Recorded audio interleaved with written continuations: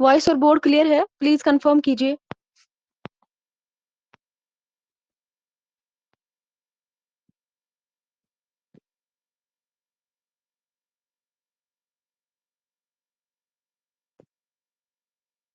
हाँ, वालेकुम अस्सलाम, हिना कौसर।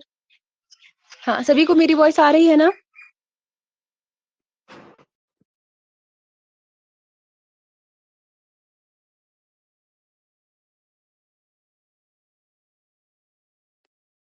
तो माशाल्लाह आज हमारे क्लास में जो है कुछ नए बच्चे भी हैं। अली, अदनान और हिना कौसर, दोनों जो है नए स्टूडेंट्स हैं हमारी क्लास में। तो अली, अदनान जो है इनका आज दूसरा दिन है, लेकिन हिना कौसर जो है इनका आज पहला दिन है क्लास में। तो ये जो है नए स्टूडेंट्स की वजह से जो है हमने जो यूनिट थर्ड स्टार्ट किया था, उर्दू गजल जो हमारा यूनिट है, तो हम काम कर लिए। हमने उस फन के बारे में हमने पढ़ा था, उसके जो है आगाज इर्तिका के बारे में हमने पढ़ा था।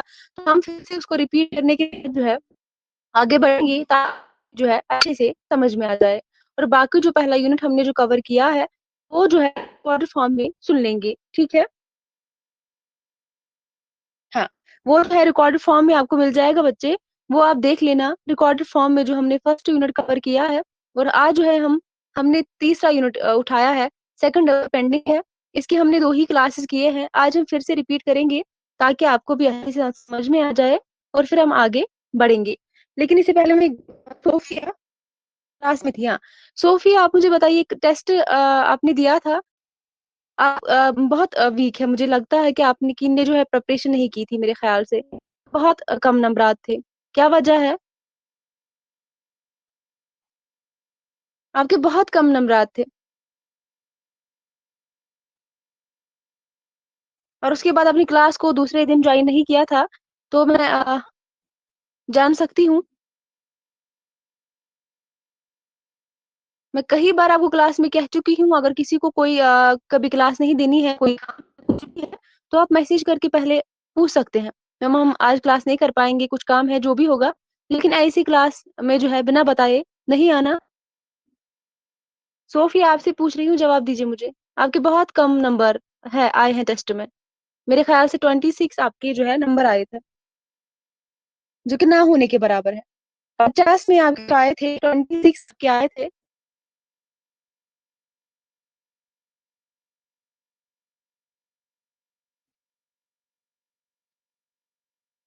मैंने पहले ही बोला था, अगर आपको पढ़ाई करनी है तो आप पढ़ाई कीजिए। बाकी इधर इधर चीजों पे आप ध्यान मत दीजिए। आपके साथ ऑनलाइन फ्रॉड हुआ था, क्या फ्रॉड हुआ था आपके साथ? मैंने पहले ही बोला था ना, अगर आपको समझ में नहीं आता है 10 बार बोलिए, 20 बार बोलिए, मैं बताऊंगी, लेकिन टेस्ट के दिन ऐसा कुछ नहीं होना चाहिए। क्या हुआ था आपके साथ?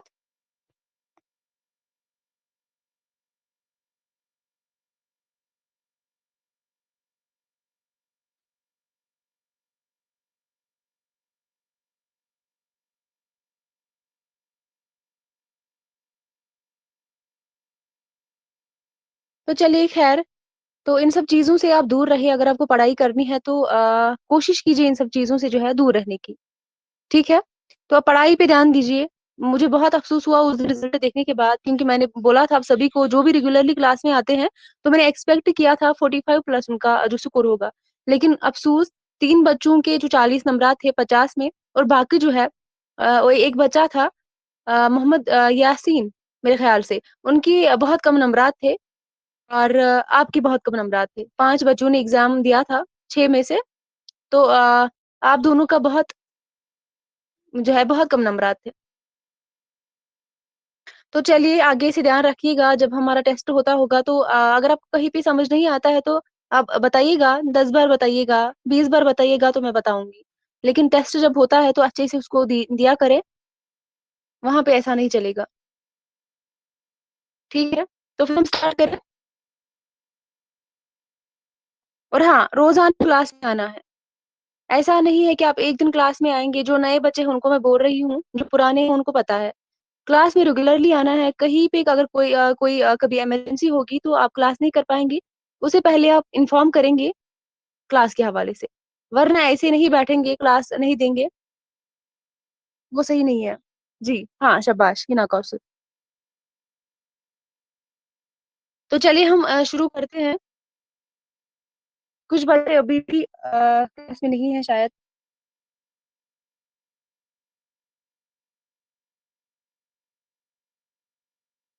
चलिए स्टार्ट करते हैं। ऑलरेडी जो है हमारे 10 मिनट क्लास के हो चुके हैं।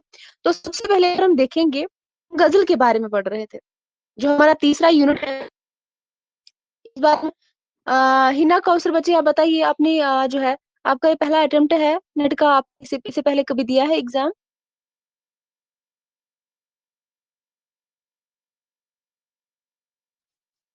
इससे पहले आपने कभी एग्ज़ाम दिया है यूजीसी नेट का या पहली बार आप देना चाहती हैं? हाँ, कब दिया है?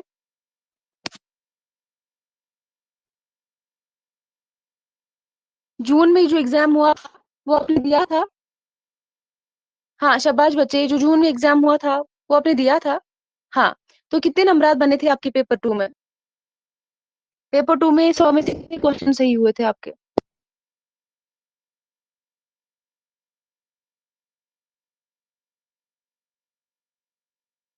माशाअल्लाह, तो आपकी तैयारी जो है आप और तैयारी में ज़ोर लगाइए। क्योंकि एग्ज़ाम जो है उसके हवाले से कोई इन्फॉर्मेशन अभी नहीं कह सकते हम, कोई इन्फॉर्मेशन एग्ज़ाम के हवाले से या रिज़ल्ट आएगा, जो भी आएगा लेकिन आप पढ़ाई करते रहिए। रिज़ल्ट आएगा तो ठीक बात है, नहीं भी आएगा तो दिसंबर में एग्ज़ाम फिर भी देना है, ठीक है? तो आप अच्छे से अपनी तैयारी करें, अगर एग्ज़ाम होता भी है तो आपका अच्छे से प्रिपरेशन होनी चाहिए। दिसंबर में होगा तब भी जो है कोई प्रॉब्लम नहीं होगी। हाँ, 65 अच्छे नंबरात है, तो आप और मेहनत कीजिए, इंशाल्लाह हो जाएगा। हाँ, और फर्स्ट पेपर जो है सब लोग उसपे भी मेहनत करेंगे, सेकंड पेपर भी मेहनत कीजिए। जितना आप सेकंड पेपर पे ध्यान देते हैं, उसी तरह जो है उतना आप ध्यान आप फर्स्ट पेपर पे भी देंगे, ठीक है? ऐसा नहीं है कि आप पेपर 2 को अच्छे से लेंगे, उसपे ध्यान ज़्यादा देंगे, फर्स्ट पेपर को आप अच्छे से नहीं पढ़ेंगे, उस वजह से प्रॉब्लम होती है फिर। हाँ,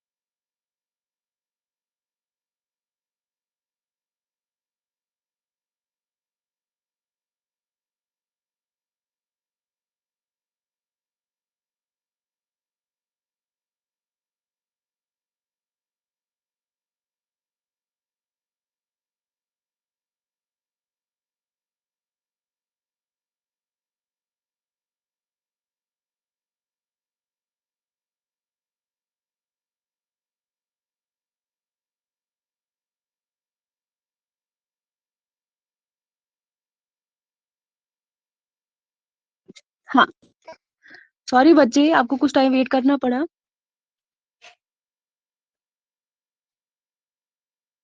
1 दिन की तैयारी में गई थी मैम। शाबाश बच्चे, अच्छा जी कंटिन्यू मेहनत कीजिए तो मेहनत ज़रूर रंग लाती है, कभी भी मेहनत जो है रायगा नहीं जाती। तो आप मेहनत कीजिए, इंशाल्लाह जो है आप लोग कामयाब हो जाएँगे।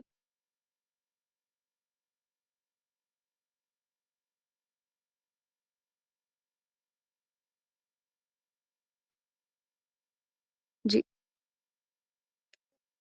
तो हम बात कर रहे थे गज़ल के बारे में।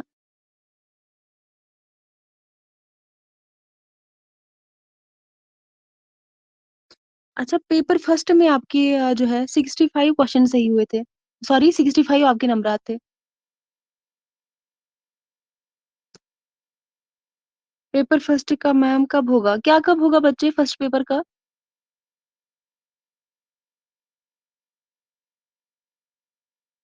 वो आप सर से बात कीजिए, वो सर उसके बारे में बताएँगे। हम यहाँ पे जो है मेरा आपके पास सेकंड पेपर जो है उर्दू का पेपर है, वो मैं पढ़ाती हूँ। बाकी आप सर से बात करेंगी, वो आपको बताएँगे आपको वो क्लास जो है कितने बजे होगी, ठीक है? जी।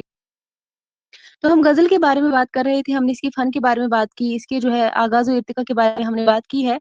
तो सबसे पहले हम फिर से इसको शुरू करेंगे, इसको रिपीट करेंगे और उसके बाद जो है आगे चलेंगे। क्योंकि इस क्लास में 2-3 बच्चे जो है जो कि नए हैं, इसी वजह से हम इसको थोड़ा-सा फिर से रिपीट करेंगे। तो सबसे पहले अगर हम देखेंगे गज़ल के हवाले से जो हमने पढ़ा, गज़ल जो है सबसे मकबूल सिनफ़ है। गज़ल जो है क्या है?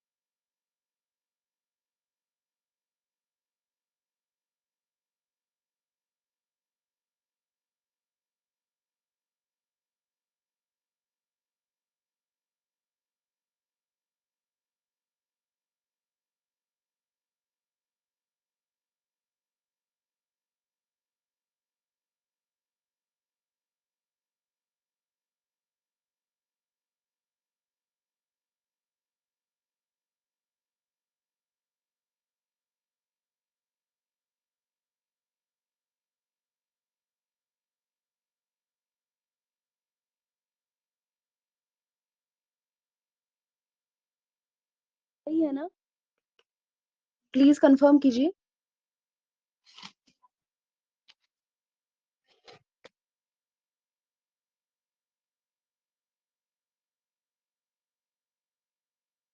हाँ, शाबाश बच्चे। तो हम बात कर रहे थे गज़ल के बारे में।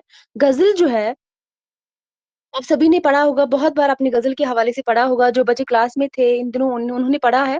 तो जो बच्चे जो है क्लास में जिन्होंने नए जो है जो जिनका आज पहला दिन है क्लास में, उन्होंने भी पढ़ा होगा गज़ल के हवाले से कई बार। तो गज़ल जो है अगर हम देखेंगे सबसे मकबूल सिन्फ़ अदब है, क्या है? गज़ल क्या है? सबसे मकबूल सिन्फ़ अदब है और गज़ल के हवाले से अगर हम बात करेंगे, गज़ल जो है अरबी ज़ुबान का लफ़्ज़ है। किस ज़ुबान का लफ़्ज़ है?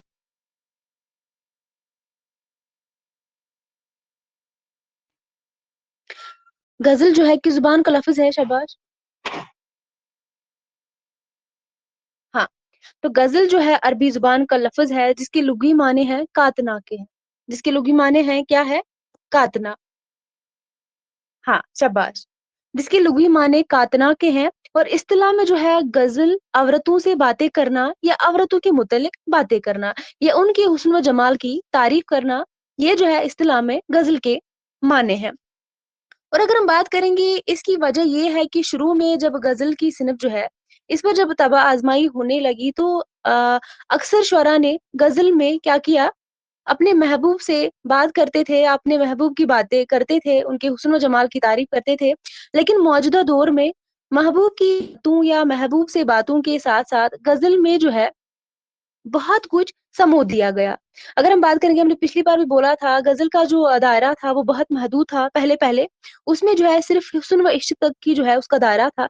लेकिन आगे चलकर जो है वक़्त बदलने के साथ-साथ क्या हुआ इसका जो दामन है इंतहाई वसी हो गया का। आज जो है इसमें हर जो है हर तरह के मौज़ूआत शामिल हो जाते हैं। हर तरह के मौज़ूआत जो है इसमें शामिल होते गए वक़्त के साथ-साथ। यहाँ तक क्लियर है?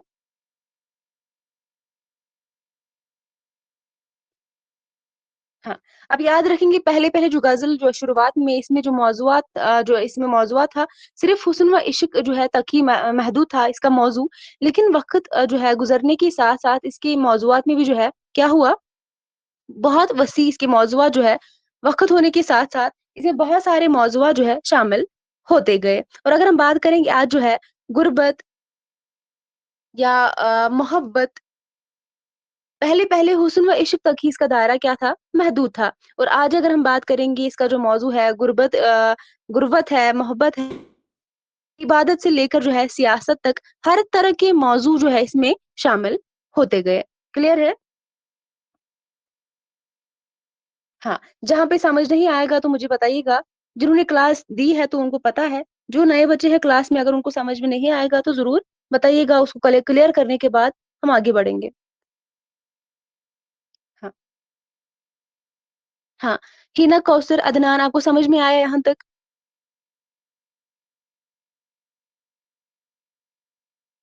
यहाँ तक आपको समझ में आया?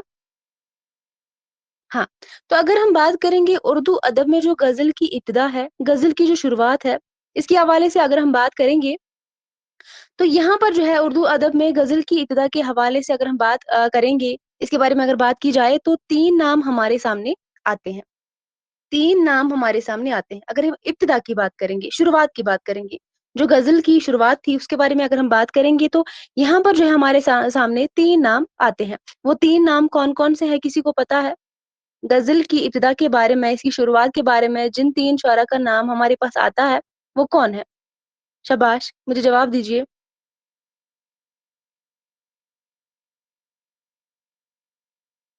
शाबाश!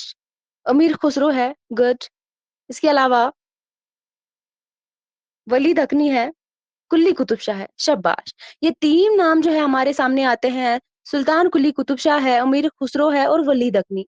बाज़ नाक़िदीन के मुताबिक जो है पहला ग़ज़ल गो शायर भी कुतुब शाह थे। कुछ नाक़िदीन जो थे, उनके मुताबिक पहला ग़ज़ल-गो शायर कौन थे? कुतुब शाह थे।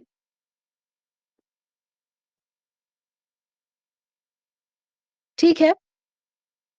जबकि बाज़ के मुताबिक अमीर खुसरो थे। कुछ लोगों के मुताबिक कौन थे? कुछ लोगों के मुताबिक जो है, अगर हम बात करेंगे, सुल्तान कुली कुतुब शाह थे और कुछ लोगों के जो है अगर हम बात करेंगे, उनके मुताबिक पहला ग़ज़ल-गो शायर अमीर खुसरो थे। और अगर हम बात करेंगे वलीद अक़नी जो है बाज़ नाक़िदीन के मुताबिक पहला ग़ज़ल-गो शायर थे और कुतुब शाह जो थे, कुछ लोग जो थे इनको भी पहला ग़ज़ल-गो शायर तस्लीम करते थे। ठीक है? कुछ लोग अमीर खुसरो को मानते थे, कुछ लोग कुतुब शाह को मानते थे और कुछ लोग वलीद अक़नी को मानते थे। यहाँ तक क्लियर है? हाँ, लेकिन ज़्यादातर शुअरा के मुताबिक जो है उर्दू का पहला ग़ज़ल-गो शायर वलीद अक़नी को दिया गया है। वलीद अक़नी। कुछ लोग जो है, कुछ शुअरा जो है, पहला ग़ज़ल-गो शायर अमीर खुसरो को भी तस्लीम करते थे और कुछ लोग जो है कुतुब शाह को भी तस्लीम करते थे। लेकिन ज़्यादातर जो शुअरा थे, ज़्यादातर जो नाक़िदीन थे, वो वलीद अक़नी को पहला ग़ज़ल-गो शायर मानते थे। यहाँ तक क्लियर है? तो हम जो है पहला ग़ज़ल-गो शायर किसे मानते हैं? तो वलीद अक़नी को ही मानते हैं। वलीद अक़नी को उर्दू का पहला बाकायदा ग़ज़ल-गो शायर कहा जाता है। वलीद अक़नी को उर्दू का बाकायदा, ये आप याद रखेंगे, इम्पोर्टेंट है। वलीद अक़नी को उर्दू का बाकायदा ग़ज़ल-गो शायर तस्लीम किया जाता है। ठीक है? और अगर हम बात करेंगे, अगर वलीद अक़नी से पहले जो है ने ग़ज़ल लिखी है, तो वो फ़ारसी आमेज़ और नामुकम्मल हो सकता है, मगर अगर हम बात करेंगे ग़ज़ल के हवाले से, वो मुकम्मल ग़ज़ल नहीं है। इसीलिए वलीद अक़नी को पहला ग़ज़ल कहना दुरुस्त होगा। इन्हीं को हम पहला ग़ज़ल-गो शायर मानते हैं। ये जो है उर्दू का बाकायदा ग़ज़ल-गो शायर वलीद अक़नी को ही माना जाता है। यहाँ तक सभी को क्लियर है?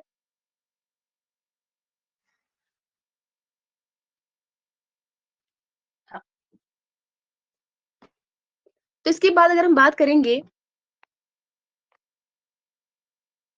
इसके बाद अगर हम देखेंगे, गज़ल जो है अशार का ऐसा एक मजमुआ है, गज़ल अशार का ऐसा मजमुआ है जिसमें हर शेर का मौज़ू क्या होता है? अलग-अलग होता है। गज़ल अशार का ऐसा मजमुआ है जिसमें हर शेर का मौज़ू अलग-अलग होता है। गज़ल के हर एक शेर में अलग दुनिया होती है। गज़ल की खूबी जो है ये है कि इसका हर एक शेर क्या होता है? मुकम्मल होता है। एक ही शेर में जो है पूरी बात मुकम्मल की जाती है। गज़ल में जो है क्या ख़ुसूसियत है? जो एक शेर होता है, जो 2 मिसरों का बना हुआ होता है, ठीक है? एक शेर जो है, जो कि 2 मिसरों का बना हुआ होता है, इन दोनों मिसरों में इस एक शेर में जो है हर एक बात जो भी बात होती है, मुकम्मल की जाती है। यही जो है इसकी ख़ुसूसियत है, ग़ज़ल की ख़ुसूसियत है। यहाँ पे यही जो है हम बात कर रहे थे ग़ज़ल अशआर का एक ऐसा मजमुआ है, जिसमें हर शेर का मौज़ू अलग-अलग होता है, लेकिन ग़ज़ल के हर एक शेर में अलग दुनिया होती है।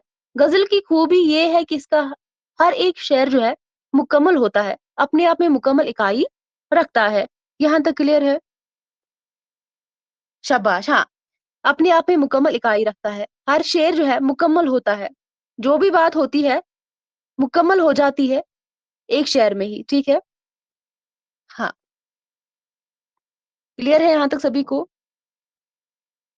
और बाकी जो हमने क्लास के हवाले से की है, तो आप इसको रिकॉर्डेड फॉर्म में देख लेंगे, ठीक है?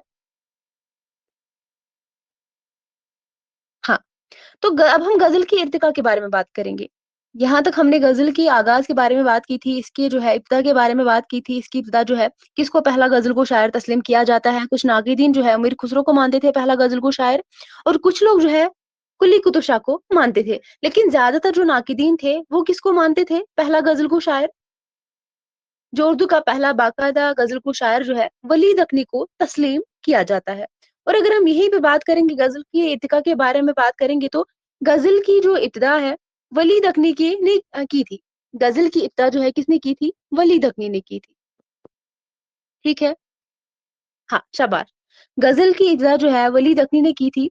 इस दौर के दूसरे जो शायर थे, जो शुअरा थे, जिन्होंने वलीद अक़नी की आमद के बाद दहली में उर्दू गज़ल को तरक्की दी। क्या किया? गज़ल का जो इर्तिका के बारे में हम बात कर रहे हैं, इब्तिदा जो है गज़ल की वलीद अक़नी ने की थी। गज़ल की जो इब्तिदा है वलीद अक़नी ने की थी। इस दौर के जो दूसरे शायर थे जिन्होंने वलीद अक़नी जो है इनकी आमद के बाद दहली में उर्दू गज़ल को तरक्की दी, उनमें किनका नाम आता है? आबरू का नाम आता है, नाजी का नाम आता है, या करंग का नाम आता है। इनका पूरा नाम आपको याद होना चाहिए। इनको हम आगे पढ़ेंगे। आबरू है, नाजी है, यकरंग है, ये जो है इसमें शामिल है। की शायरी की इब्तिदा जो है इब्तिदाई जो दौर है, इसमें कौन-कौन आता है? हातिम आते हैं। उनकी ज़ुबान जो है शाह हातिम की ज़ुबान मुहावरों और अल्फाज़ की इस्लाह की तरफ तवज्जा, उन्होंने जो है क्या किया था? शाह हातिम ने ज़ुबान, मुहावरों और अल्फाज़ की इस्लाह की तरफ तवज्जा दी। आगे चलकर सोदा, दर्द, मीर ने क्या किया? आगे चलकर सोदा, दर्द, मीर ने क्या किया? इस सिनफ को आगे बढ़ाया। किस सिनफ को? तो गज़ल को। इस दौर में गज़ल ज़ुबान व बयान जो है सादगी, सफाई और लुत्फ़ असर की जो खूबियाँ पाई जाती है, इनकी मिसालें जो है यहाँ पर मिलती है। आई होप आपको यहाँ तक समझ में आ गया होगा इब्तिदा के बारे में, इर्तिका के बारे में आपको समझ में आ गया होगा। बाद में जो है किन शुअरा ने जो है गज़ल की रिवायत को आगे बढ़ाया वलीद अक़नी के बाद। हाँ, शाबाश। आगे हम इनका पूरा नाम पढ़ेंगे, यकरंग इनका पूरा नाम जो है इसके हवाले से एग्ज़ाम में क्वेश्चन पूछा जाता है। जिन बच्चों ने एग्ज़ाम दिया है या जिन बच्चों ने पेपर प्रीवियस ईयर देखे होंगे, तो वो जो है अच्छे से जानते होंगे इनके हवाले से पेपर में क्वेश्चन बनते हैं। इनका जो पूरा नाम है, यकरंग का पूरा नाम क्या है? शाह हातिम का पूरा नाम क्या है? आबरू का पूरा नाम क्या है? नाजी का पूरा नाम क्या है? मज़हर जाने जाना का पूरा नाम क्या है? ये हम आगे पढ़ेंगे, ठीक है?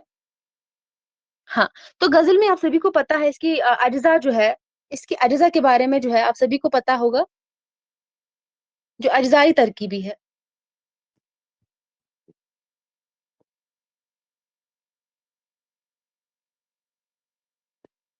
गज़ल के जो है अज्ज़ा के कौन-कौन से हैं? शाबाश!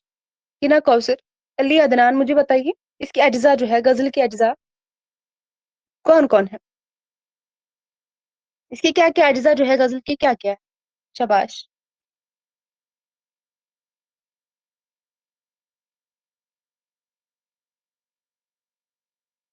गज़ल के जो अज्जा हैं इनके बारे में मुझे बताइए। मक़ता, मतला, रदीफ़, काफ़िया, शाबाश! मतला, मक़ता, रदीफ़, काफ़िया। तो आप इनके बारे में क्या जानते हैं? मतला के बारे में, मतला किसे कहते हैं? बताइए मुझे। हिना, कौसर और अली, अदनान आप मुझे बताइए आप दोनों, मतला किसे कहते हैं? मक़ता किसे कहते हैं? ठीक है। और रदीफ़, काफ़िया किसे कहते हैं? शाबाश! हाँ। रदीफ़, काफ़िया, बहर, वज़न, मक़ता, मतला, फ़र्द। शाबाश! शाबाश अदनान। हाँ, गज़ल का जो पहला शेर है, उसको मतला कहते हैं। हाँ, गज़ल के आखिरी शेर को मक़ता कहते हैं। लेकिन गज़ल का जो पहला शेर होता है, ठीक है? गज़ल के पहले शेर को मतला कहा जाता है। मतला की पहचान ये है कि इसके दोनों मिसरे क्या होते हैं? हम काफ़िया व हम रदीफ़ होते हैं। किसमें? मतला में।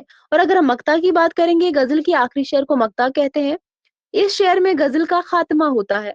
इसमें शायर क्या करता है? अपना तख़ल्लुस इस्तेमाल करता है। क्लियर है? शाबाश! काफ़िया हम आवाज़ जो होते हैं, जो क्या होते हैं? हम आवाज़ होते हैं, ठीक है? जो कि रदीफ़ से पहले आते हैं और काफ़िया रदीफ़ से पहले आता है और रदीफ़ जो है काफ़िया के बाद आता है, जो कि हर शेर के आखिर में बार-बार दोहराया जाता है। ये क्लियर है आपको?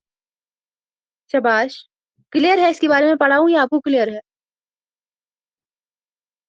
हाँ, बीच में जो अशआर आते हैं उन्हें क्या कहते हैं? शाबाश! हाँ, हम बात कर रहे थे मतला के बारे में आपको पता है, मक्ता के बारे में आपको पता है, काफ़िया के बारे में पता है, रदीफ़ के बारे में पता है, तो आप मुझे बताइए हुस्न मतला किसे कहते हैं? हिना, कौसर और अली, अदनान आप दोनों बच्चे मुझे बताइए, हुस्न मतला किसे कहते हैं? बैतुल ग़ज़ल किसे कहते हैं? या बैत किसे कहते हैं? ये मुझे बताइए। हाँ, मतला सानी, शाबाश! ये सब मुझे बताइए किसको कहते हैं?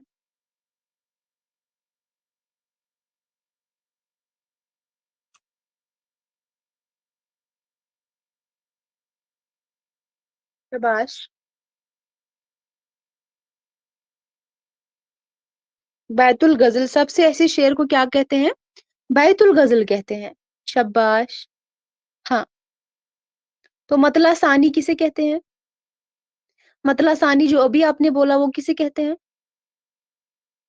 शानी नहीं बच्चे सानी, दूसरा सानी, सानी बोलते हैं, हाँ? इसका क्या मतलब है? दूसरा। हाँ,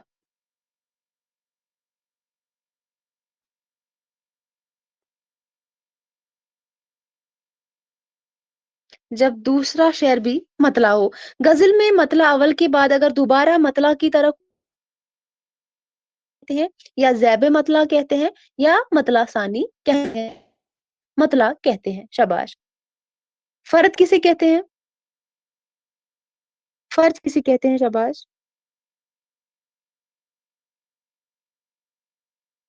शाबाश मुझे बताइए।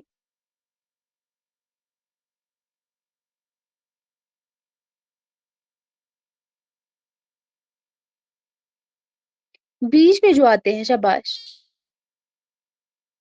शाबाश और बैत के बारे में मुझे बताइए। बै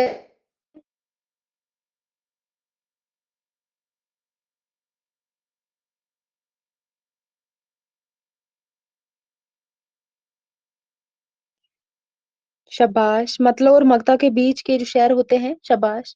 हाँ, तो हम मतला के बारे में बात करते हैं। ग़ज़ल के पहले शेर को मत पहचान ये है कि इसके दोनों मिसरे जो है, हम काफ़िया व हम रदीफ़ होते हैं। तो रदीफ़ के बारे में आपको मालूम है। तो उसके बाद हम बात करेंगे हुस्न मतला के बारे में। अगर शेर भी मतला की तरह काफ़िया और हमरदीफ बनाया जाए तो वो हुस्ला उसे कहते हैं। तो बैतुल ग़ज़ल की अगर हम बात करेंगे, ग़ज़ल के बेहतरीन शेर को कहते हैं, जो अब सबसे अच्छा शेर होता है, उसको बैतुल ग़ज़ल कहते हैं या इसी को कहते हैं। और मक्ता के बारे में अगर हम देखेंगे, ग़ज़ल की आखिरी शेर को मक्ता कहते हैं। इसमें शायर अपना तख़ल्लुस इस्तेमाल करता है, इसमें ग़ज़ल का ख़ात्मा होता है। और इसके बाद अगर हम बात करेंगे, अगर कोई शायर आखिरी शेर में अपना तख़ल्लुस इस्तेमाल ना करे तो उसे क्या कहेंगे? शाबाश। अगर कोई शायर जो है आखिरी शेर में अपना तखल्लुस इस्तेमाल ना करे, तो उसे क्या कहेंगे? सभी लोग मुझे जवाब देंगे इसका, सभी। जैसे कि हम मक्ता में क्या करते हैं, इसमें शायर अपना तखल्लुस इस्तेमाल करता है, गज़ल का आखिरी शेर होता है। लेकिन यहाँ पर अगर हम बात करेंगे, अगर कोई शायर जो है आखिरी शेर में अपना तखल्लुस इस्तेमाल ना करे, तो उसे क्या कहेंगे?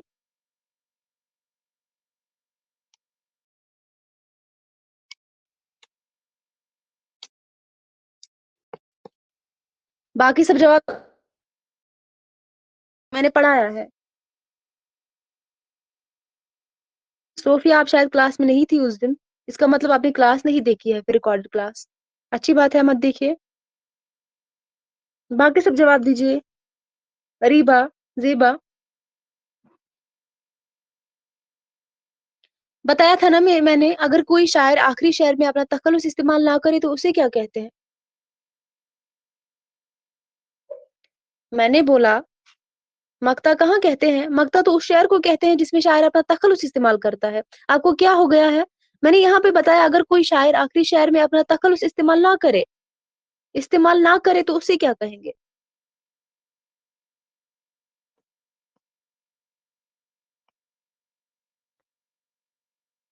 पता नहीं आपका दिमाग कहाँ होता है? अरे जवाब दीजिए।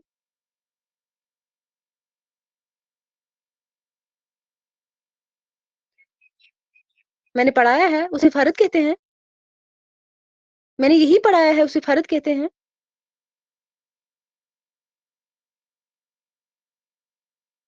आप लोगों का दिमाग कहाँ है? किसी को भी याद नहीं है। मैंने बताया था ना, अगर कोई शायर आखिरी शेर में अपना तखल्लुस इस्तेमाल ना करे, तो उसे मक्ता नहीं कहेंगे, बल्कि आखिरी शेर कहेंगे बस। मक्ता नहीं कहेंगे, आखिरी शेर कहेंगे। याद आ गया?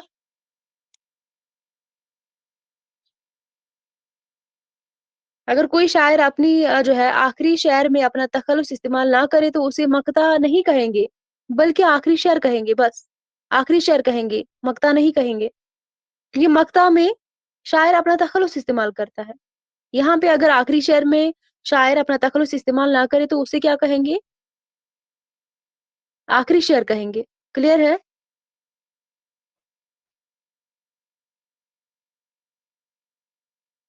याद आ गया? तो बैत जो है गज़ल के दरमियान वाले अशार बैत कहलाते हैं। बैत किसे कहते हैं? शाबाश। गज़ल के, पता नहीं आप लोगों का दिमाग कहाँ होता है, दरमियान वाले अशार बैत कहलाते हैं।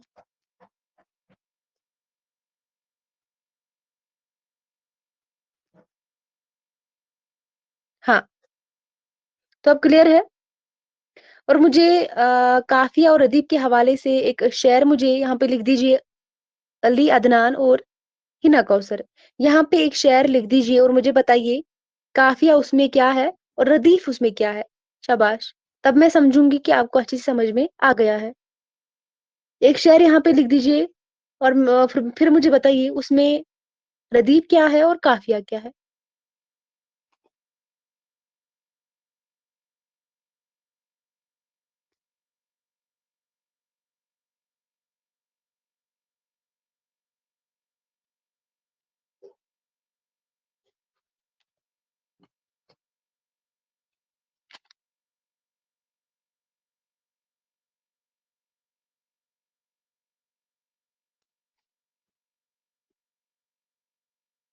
जल्दी से, शाबाश!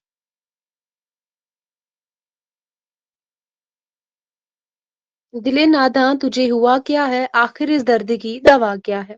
अब मुझे बताइए, रदीफ इसमें क्या है और काफ़िया इसमें क्या है? अदनान, आप भी जवाब दीजिए। हवा दवा क्या है? शाबाश! काफ़िया है। रदीफ क्या है? शाबाश! रदीफ क्या है इसमें? क्या है, क्या है, क्या है? रदीफ है। शाबाश हिना। सुबह होती है, शाम होती है, उम्र यूँ ही तमाम होती है। अब बताइए इसमें काफ़िया क्या है, रदीफ क्या है?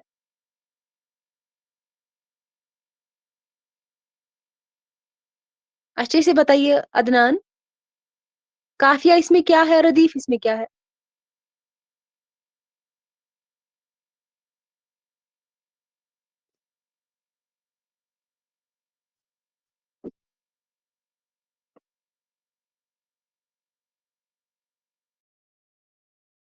सिर्फ़ शाम, आपने तो एक ही मिसरे का बताया है। इसमें तो 2 मिसरे हैं ना? काफ़िया 2 मिसरों में होता है। जो हम आवाज़ होते हैं, यहाँ पे तो आपने एक ही बोला है, शाम है। हाँ, शाम तमाम, अदनान आपने क्यों नहीं बोला? शाम और तमाम जो है वो क्या है? काफ़िया है, ठीक है? और रदीफ़ क्या है? होती है, रदीफ़ है। क्लियर है आप सभी को? किसी को यहाँ तक अगर कोई कन्फ्यूज़न है तो प्लीज़ बताइए? हाँ, शाम तमाम इसमें काफ़िया है और होती है, वो है रदीफ़। और आप सभी को पता है गज़ल में कम से कम कितने अशआर होते हैं? कम से कम। गज़ल में कम से कम कितने अशआर होते हैं? 5 होते हैं और ज़्यादा की कोई कैद नहीं है, ज़्यादा की कोई तादाद इसमें नहीं है।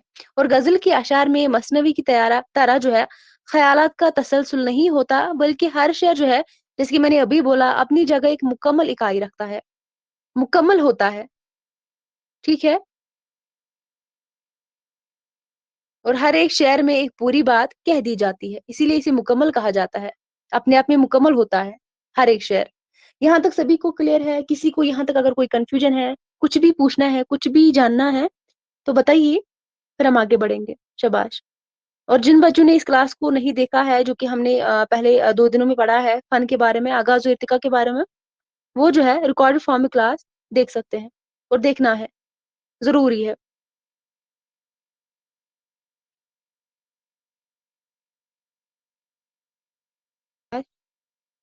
फिर हम आगे बढ़े। हाँ, तो हिना कौसर आपने जून का जो एग्ज़ाम दिया था और मुझे बताइए गज़ल के हवाले से वहाँ पे क्या क्वेश्चन आया पूछा गया था? शाबाश! गज़ल के हवाले से पूछा गया था उसमें एक क्वेश्चन, वो क्या था? कैसा क्वेश्चन पूछा गया था? शाबाश!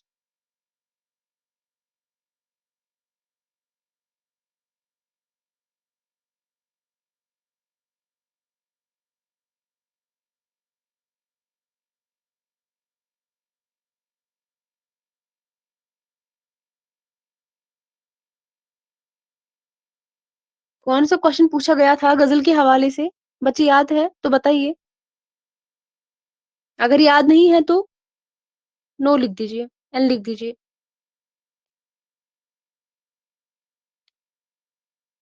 हाँ, शाबाश! मैंने पिछली बार भी बोला था मुसलसल गज़ल के हवाले से एग्ज़ाम में क्वेश्चन पूछा गया था। मुसलसल गज़ल किसे कहते हैं? ऊपर दिया गया था इसके बारे में स्टेटमेंट और नीचे पूछा गया था कि ये पाबंद नज़्म है, मुसलसल गज़ल है, क्या है?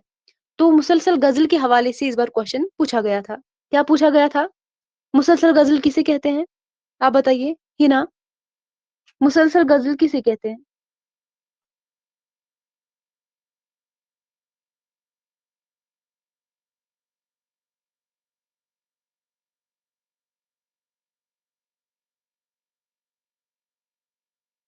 हाँ, जवाब दीजिए। मुसलसल गज़ल किसे कहते हैं?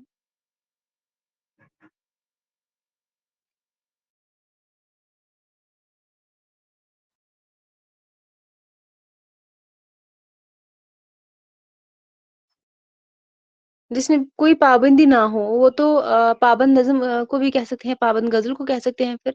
उसमें तो ऑप्शन पाबंद गज़ल भी था, फिर तो ये भी ऑप्शन हो सकता है, जैसे पाबंदी, इसमें कोई पाबंदी ना होती हो, शाबाश!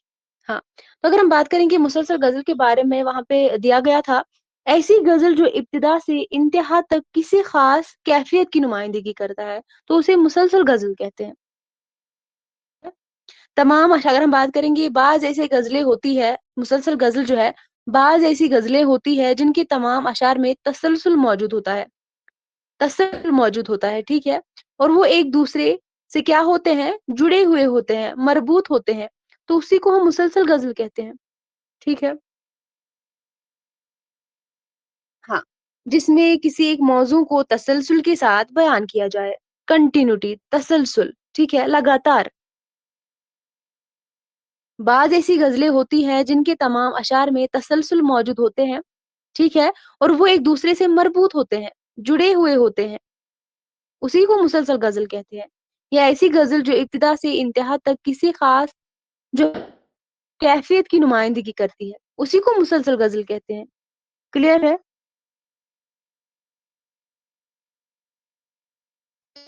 ज़ेबा, आप नमाज़ पढ़िए, बाद में इस क्लास को देखिएगा। यहाँ तक सभी को क्लियर है?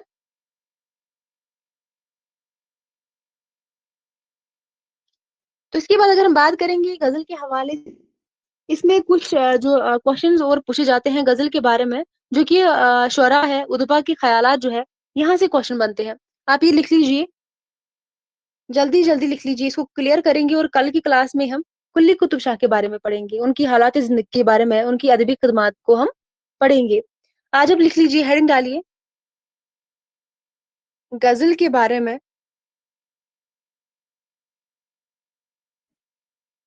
उदबा व शुअरा, उदबा व शुअरा के ख़यालात।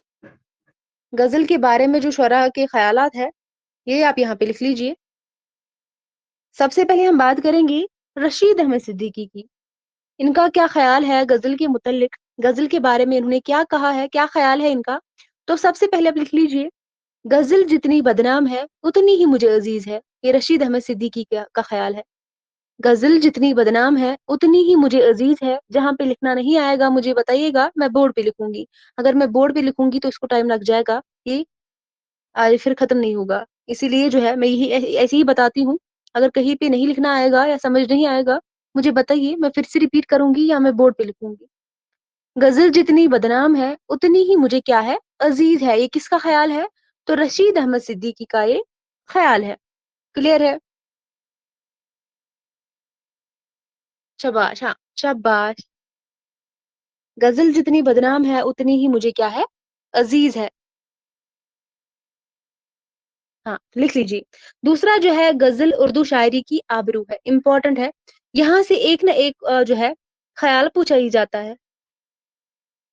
शाबाश! एक ना एक ख़्याल पूछा ही जाता है, या तो रशीद अहमद सिद्दीकी के बारे में, या फ़िराक़ गोरखपुरी के बारे में, या वो आला मसरूर के बारे में हो, या कलीमुद्दीन अहमद के बारे में, या तो हाली के बारे में। किसी न किसी हवाले से क्वेश्चन पूछा ही जाता है। हाँ, दूसरा क्या है? गज़ल उर्दू शायरी की आबरू है, ये भी ख़्याल है रशीद अहमद सिद्दीकी का। लिख लिया सभी ने?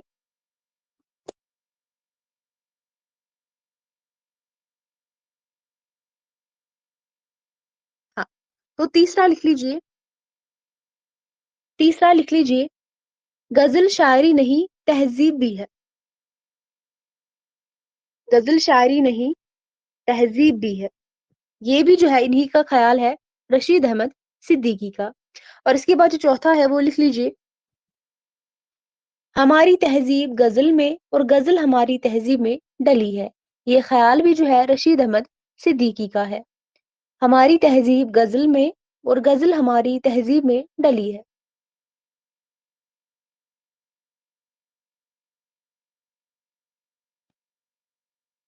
हमारी तहज़ीब गज़ल में और गज़ल हमारी तहज़ीब में डली है। क्लियर है? यहाँ तक सभी ने लिख लिया? यहाँ तक के सारे ख़यालात जो है गज़ल के हवाले से रशीद अहमद सिद्दीकी की ही है। और इसके बाद लिख लीजिए नेक्स्ट, ये भी रशीद अहमद सिद्दीकी का ख़्याल है। शायरी का नाम आते ही मेरा मेरा ज़हन गज़ल की तरफ माइल हो जाता है। शायरी का नाम आते ही मेरा ज़हन गज़ल की तरफ माइल हो जाता है। ये ख़्याल भी रशीद अहमद सिद्दीकी का है।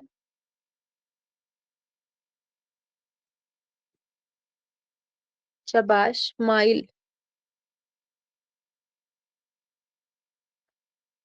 शायरी का नाम आते ही मेरा ज़हन गज़ल की तरफ क्या हो जाता है? माइल हो जाता है। रशीद अहमद सिद्दीकी का ख़्याल है। इसके बाद नेक्स्ट लिख लीजिए, ये भी रशीद अहमद सिद्दीकी का ही है। शायरी ज़ेवर की मोहताज है। शायरी जो है ज़ेवर की मोहताज है और ज़ेवर गज़ल का मोहताज है। शायरी ज़ेवर की मोहताज है और ज़ेवर गज़ल का मोहताज है। ये भी रशीद अहमद सिद्दीकी का ख़्याल है। यहाँ तक सभी को क्लियर है? कहीं पे किसी को लिखना बाकी है या समझ में नहीं आया है तो मैं लिख दूँगी फिर बोर्ड पे। हाँ, लिसानियत के बारे में हम पढ़ चुके हैं बच्चे, जो पहला यूनिट था उसमें हमने लिसानियत के बारे में पढ़ चुके हैं हम। वो आप रिकॉर्डेड फॉर्म में देख सकते हैं, क्लासेस मौजूद हैं,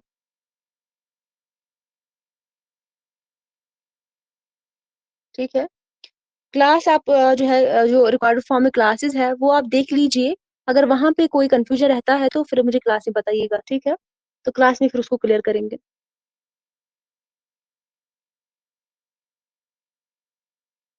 हाँ, शाबाश। तो यहाँ तक सभी ने लिख लिया, मैं आगे बढ़ूँ फिर?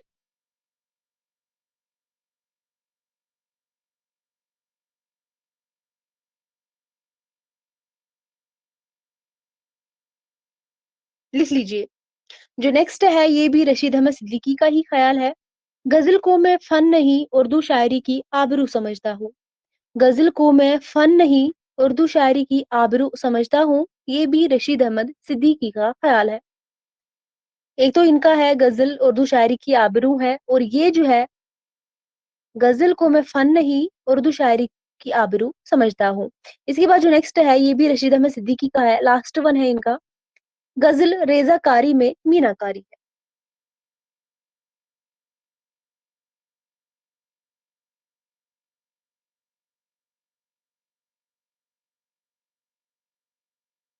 गज़ल क्या है?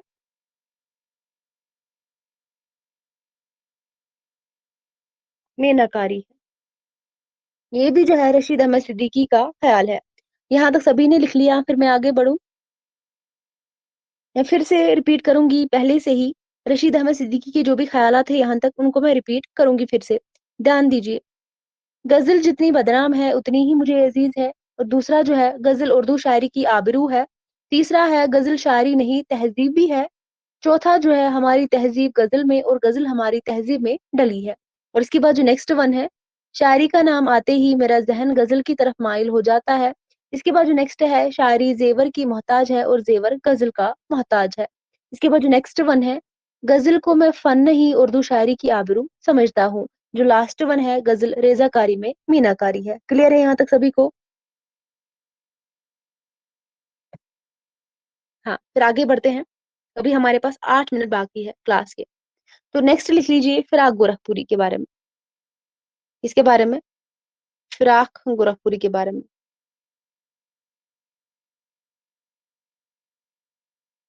फिराक गोरखपुरी की जो ख़यालात है, इनको लिख लीजिए। पहला जो है, गज़ल शायरी नहीं अत्र शायरी है। गज़ल शायरी नहीं बल्कि क्या है? अत्र शायरी है। गज़ल शायरी नहीं, गज़ल शायरी नहीं अत्र शायरी है। और नेक्स्ट जो है दूसरा, वो लिख लीजिए। गज़ल मुख्तलिफ फूलों की माला है। गज़ल जो है मुख्तलिफ फूलों की क्या है? माला है। ये ख़याल भी फिराक गोरखपुरी का है। शाबाश! एक तो है इनका गज़ल शायरी नहीं अतर शायरी है, दूसरा है गज़ल मुख्तलिफ फूलों की माला है और तीसरा जो है गज़ल इंतहाओं का एक सिलसिला है। गज़ल जो है क्या है? इंतहाओं का एक सिलसिला है। गज़ल इंतहाओं का एक सिलसिला है, अगर तमाम फ़नून लतीफ़ा एहसासात व कायनात का अतर है, तो गज़ल इस अतर का अत्र है। ये नेक्स्ट वन है। गज़ल इंतहाओं का एक सिलसिला है, ये तीसरा है और चौथा जो है, अगर तमाम फ़नून लतीफ़ा अगर तमाम फ़नून लतीफ़ा अगर तमाम फ़नून लतीफ़ा एहसासात व कायनात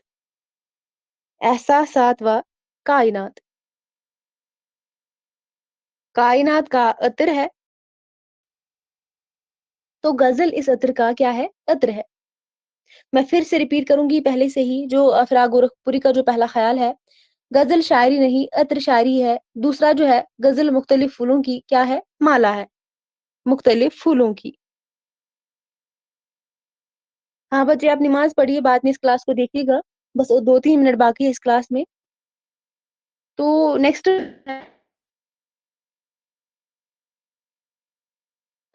इसके बाद गज़ल नेक्स्ट लास्ट वन है फ़िराक गोरखपुरी के बारे में जो ख़्याल है, जो कि इनका ख़्याल है गज़ल के बारे में, वो है फ़नून लतीफ़ा एहसासात व कायनात का अतर है। यहाँ तक सभी को क्लियर है?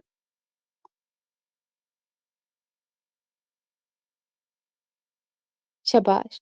फिर जो शिबली नौमानी के बारे में लिख लीजिए।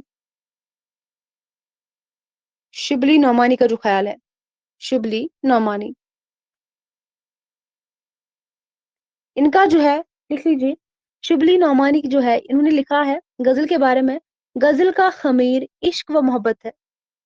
गज़ल का ख़मीर इश्क व मोहब्बत है। गज़ल का ख़मीर इश्क व मोहब्बत है। ये जो है शिबली नौमानी का ख़्याल है गज़ल के बारे में। और इसके बाद आल अहमद सरूर के बारे में लिख लीजिए, जो इनके ख़यालात हैं। आल अहमद सरूर। और कोई मुझे बता सकता है आल अहमद सरूर जो है इनकी वफ़ात कब हुई है? किस साल में हुई है? सरूर की जो वफ़ात है किस साल में हुई है?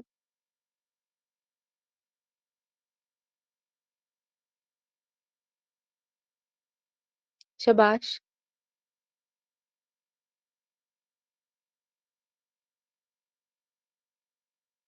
अरीबा जवाब दीजिए, या क्लास में हिना कौसर आप जवाब दीजिए इसका।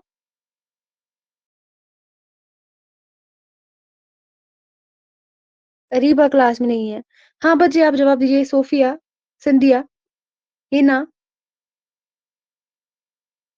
आलम सरूर की जो वफ़ात है वो कब हुई है? जैसे कि आपको पता है वफ़ात और पैदाइश के हवाले से एग्ज़ाम में क्वेश्चन पूछे जाते हैं। तरतीब के साथ लगाना होता है। तो आपको पता होना चाहिए ये सब, प्रैक्टिस करनी है ऐसे ही। वफ़ात के बारे में बच्चे, आलम सरूर की वफ़ात। हाँ, 2002 में। और रजब अली बेग सरूर की बताइए मुझे। रजब अली बेग सरूर जो है इनकी वफ़ात मुझे बताइए। शाबाश।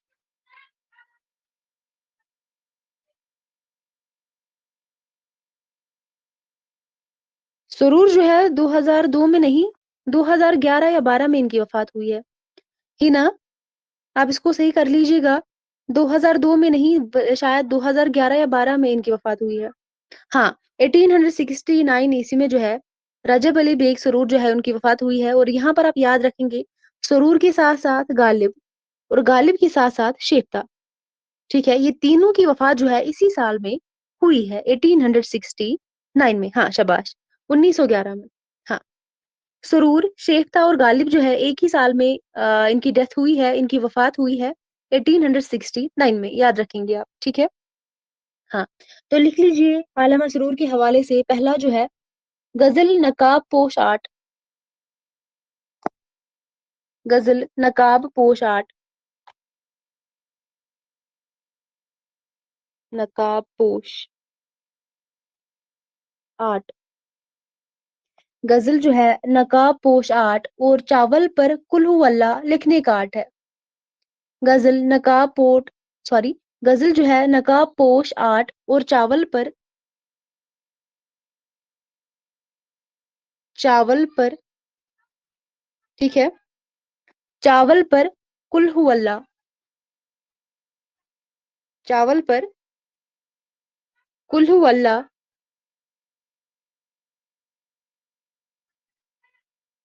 लिखने का आर्ट है। गज़ल नकाब पोश आर्ट और चावल पर कुल हु अल्लाह लिखने का आर्ट है। ये इनका पहला ख़्याल है गज़ल के बारे में। दूसरा जो है आलम सरूर का ख़्याल, गज़ल बड़ी काफ़िर सिन्फ़ सख़न है। गज़ल बड़ी काफ़िर सिन्फ़ सख़न है। ये भी जो है आलम सरूर का ख़्याल है। गज़ल बड़ी काफ़िर सिन्फ़ सख़न है। गज़ल बड़ी काफ़िर सिन्फ़ है, ये ख़्याल भी आलम सरूर का है। यहाँ तक क्लियर है सभी को? बस अब 2-3 बाकी है। 2-3 मिनट लग जाएँगे। उसके बाद एंड करते हैं।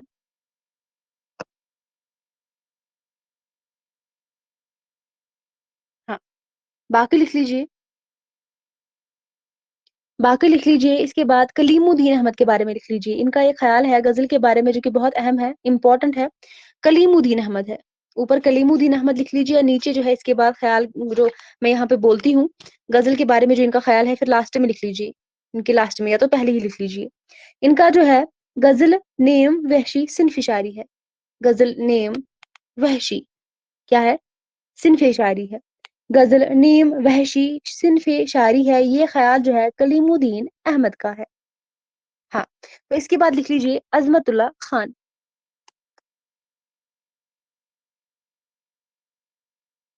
अज़मतुल्लाह ख़ान लिख लीजिए इनके बाद। अज़मतुल्लाह ख़ान का क्या ख़याल है? किसी को पता है? इज़्मतुल्लाह ख़ान। हाँ, तो लिख लीजिए गज़ल की गर्दन बेतकल्लुफ़ मार देनी चाहिए। गज़ल की गर्दन बेतकल्लुफ़ मार देनी चाहिए, ये भी इम्पोर्टेंट है। कलीमुद्दीन अहमद का भी इम्पोर्टेंट, वैसे तो ये सारे इम्पोर्टेंट ही है, आप याद रखेंगे। अज़मतुल्लाह ख़ान का जो है गज़ल की गर्दन बेतकल्लुफ़ मार देनी चाहिए। हाँ, तो इसके बाद हाली के बारे में लिख लीजिए। हाली ने गज़ल के बारे में क्या कहा है? गज़ल बेवक़्त की रागनी है। हाली का क्या कहना है, क्या ख़्याल है गज़ल के बारे में? तो इन्होंने कहा है गज़ल जो है बेवक़्त की रागनी है। और दूसरा जो है इन्होंने कहा है गज़ल के बारे में, कसीदा और गज़ल शायरी के नापाक दफ़्तर है और गुफ़ूनत में संडास से भी बदतर है। पहला आला मसरूर का लिख लीजिए, गज़ल जो है बेवक़्त की रागनी है और दूसरा जो है कसीदा और गज़ल शायरी के नापाक दफ़्तर है।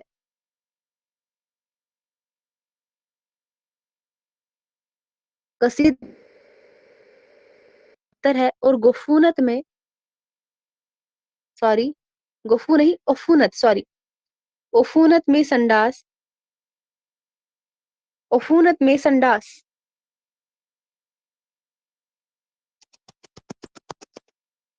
उफ़ूनत में क्या है? संडास से भी बदतर है। संडास से भी क्या है? बदतर। मैं फिर से रिपीट करूँगी। हाली का जो पहला ख़्याल है गज़ल बेवक़्त की रागनी है और दूसरा जो है कसीदा और गज़ल शायरी के नापाक दफ़्तर है और गुफ़ूनत में संडास से भी बदतर है। क्लियर है यहाँ तक सभी को? शाबाश क्लियर है? तो अगर मैं देखूँगी चांसेस बहुत ज़्यादा है री एग्ज़ाम होने के, लेकिन कुछ क्लियर नहीं है अभी तक, ठीक है? लेकिन चांसेस ज़्यादा है री एग्ज़ाम होने के। पेपर जो है लीक हुआ है। ये लोग कुछ भी कहें, लेकिन पेपर लीक हुआ है। तो चांसेस ज़्यादा है री एग्ज़ाम होने के। अगर एग्ज़ाम नहीं भी होता है तो आप फिर से अपनी तैयारी कंटिन्यू रख लीजिए, एग्ज़ाम हो या ना हो, तैयारी कंटिन्यू रखनी है। आपका नुकसान नहीं होना चाहिए। रिज़ल्ट हो या री एग्ज़ाम हो, रुकना नहीं है, ठीक है? और इधर की बातों पर ध्यान नहीं देना है, भटक नहीं जाना है। उससे क्या होता है, हम अपने ट्रैक से हट जाते हैं। पढ़ाई अच्छे से नहीं होती है। बहुत सारे बच्चे क्या होते हैं, वो ज़्यादा ध्यान इन चीज़ों पर देते हैं। वीडियो कोई आता है यूट्यूब पर तो देखने लगते हैं, उसी के साथ उनका टाइम जो है वेस्ट हो जाता है। ऐसा नहीं करना है, क्योंकि जब कोई फैसला आएगा, तो सब लोग सुन लेंगे, ठीक है? सब लोग सुन लेंगे, आपको पढ़ाई पे ध्यान देना है, बस। यहाँ पर जो जो आज इस टाइम पे जो बच्चे पढ़ाई कर रहे हैं, डेफ़िनिटली वो आगे जाएँगे। जो बच्चे बस यूट्यूब पे रहे हैं, यूट्यूब पे देख रहे हैं क्या-क्या वीडियो आएगी, एग्ज़ाम होगा, नहीं होगा, क्या होगा, फिर वो अच्छे बच्चे ही क्यों ना हों, पीछे हो जाएँगे वो। लेकिन जो बच्चे इस टाइम पे भी अपनी तैयारी पे कंटिन्यू जो है डटे हैं, वो ज़रूर आगे जाएँगे। आप भी अपनी तैयारी पे लगे रहिए। जब भी कोई इन्फॉर्मेशन आता है तो ज़रूर हम आपके साथ शेयर करेंगे। ऐसा नहीं है कि किसी को पता नहीं चलेगा, सबको पता चलेगा जब भी कोई इन्फॉर्मेशन जो है इसके हवाले से आएगी। तो आपको पता है बहुत सारे चांसेस जो है, देखिए उन्होंने कहा है सेकंड वीक ऑफ अगस्त में जो है एडमिट कार्ड भी आने शुरू हो जाएँगे। तो चांसेस बहुत ज़्यादा बढ़ गए हैं एग्ज़ाम होने के। तो देखते हैं कुछ दिनों में ये भी डिक्लेयर हो जाएगा। तो आप पढ़ाई पे ध्यान दीजिए। एग्ज़ाम नहीं भी होता है तो फिर भी दिसंबर के लिए आप तैयारी कर लीजिए। टाइम कैसे जो है चला जाता है, पता ही नहीं चलता। यहाँ तक सभी को क्लियर है या मैं फिर से एक बार रिपीट करूँ पहले से ही? शाबाश!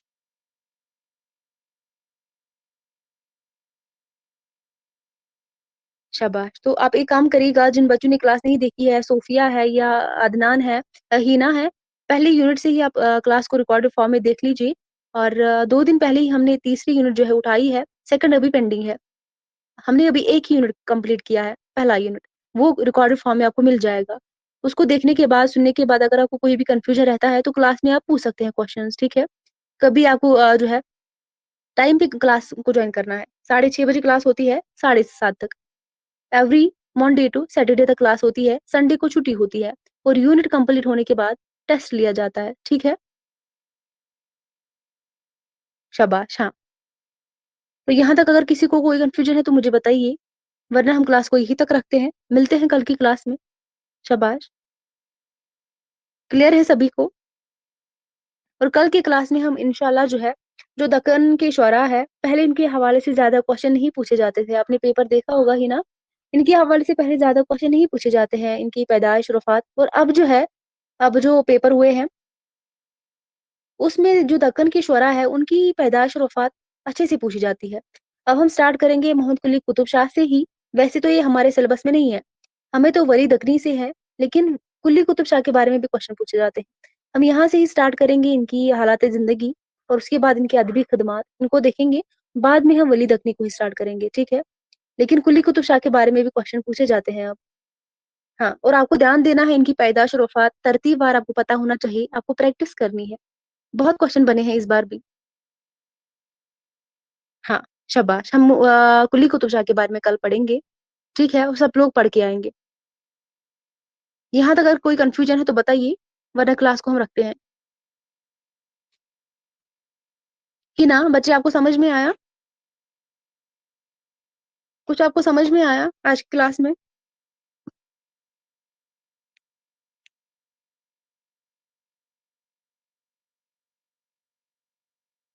हाँ, तो कोई कन्फ्यूजन होगा रिकॉर्डेड फॉर्म में जो क्लासेस है, वो देख लेने के बाद अगर लिसानियत में कोई कन्फ्यूजन है, किसी बारे में जो है वहाँ पे कोई कन्फ्यूजन है, तो क्लास में आप ज़रूर बताएँगे।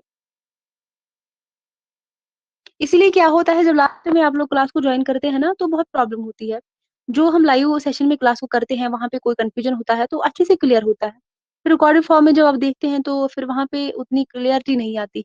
इसलिए अगर कोई भी बच्चा आपके साथ भी है या जो भी जुड़ना चाहता है, आपका फ्रेंड हो या कोई भी हो, तो उनको बताइए अगर किसी को क्लास करनी है तो, जिसको भी करनी हो। क्योंकि क्लास में पहले ही टाइम पे जुड़ जाना चाहिए, बाद में प्रॉब्लम होती है। तो हिना कोर्स वैसे तो मुझे बहुत अच्छा लगा, आपने बोला है कि 65 क्वेश्चन्स आपके सही थे पेपर 2 में, तो माशाल्लाह अगर आप मेहनत करेंगी तो आपका बहुत अच्छा हो जाएगा। तो ऐसे मुझे अच्छा लगा। हाँ, पढ़ाई करते रहिए, इंशाल्लाह सभी का हो जाएगा। जो भी पढ़ाई करेंगे उनका हो ही जाएगा। जो लोग बच्चे जो है पढ़ते हैं, रेगुलरली पढ़ते हैं, तो डेफ़िनिटली वो कामयाब होते हैं। हाँ, पढ़ाई पे ध्यान ध्यान देना है। आपने पीजी क्लियर किया है, कंप्लीट हुआ है आपका पीजी? हिना?